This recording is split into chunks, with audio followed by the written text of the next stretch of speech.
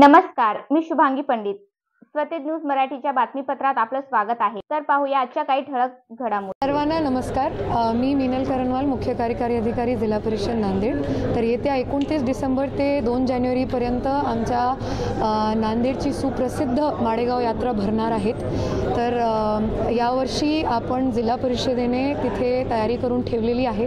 जे काय आमचे तिथे रोडच्या कन्स्ट्रक्शन असते किंवा पाईपलाईनची बरोबर चेकिंग असते किंवा तिथे तलावाजवळ पायरी द्यायची आहे, प्लास्टिक बंदी करायची, अशा खूप काय तयारी जिल्हा परिषदेने काढून ठेवलेली आहे.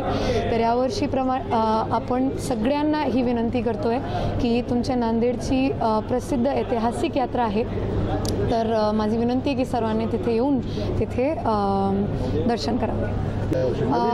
माडेगाव यात्रा जे असते फार गोरगरीब लोकांची असते. तिथे देशभरातून जे जनावर येतात तिथे खरेदी करायला, विकायला किंवा त्यांचे वेगळ्या पशु प्रदर्शन असतात. तर यावर्षीसुद्धा तशा खूप सुंदर जनावर तिथे येणार आहे, त्यांच्या प्रदर्शन असणार आहे. तर लोकांनी नक्की त्याला पाहायला यायला पाहिजे.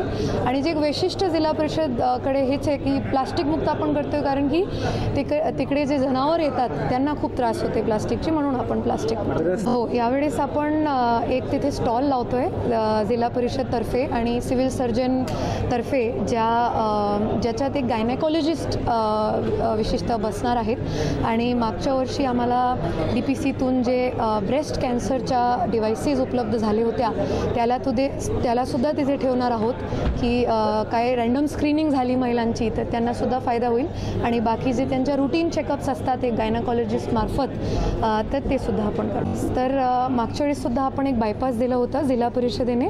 तर त्या बायपासला आपण रेस्ट हाऊसपर्यंत एक्सटेंड करतो आहे. त्याचा एक उद्देश असा आहे की गाड्या आल्या मोठ्या तर त्यांना जायला वेगळी जागा राहिली पाहिजे आणि आतून जाता येत नाही त्यांना.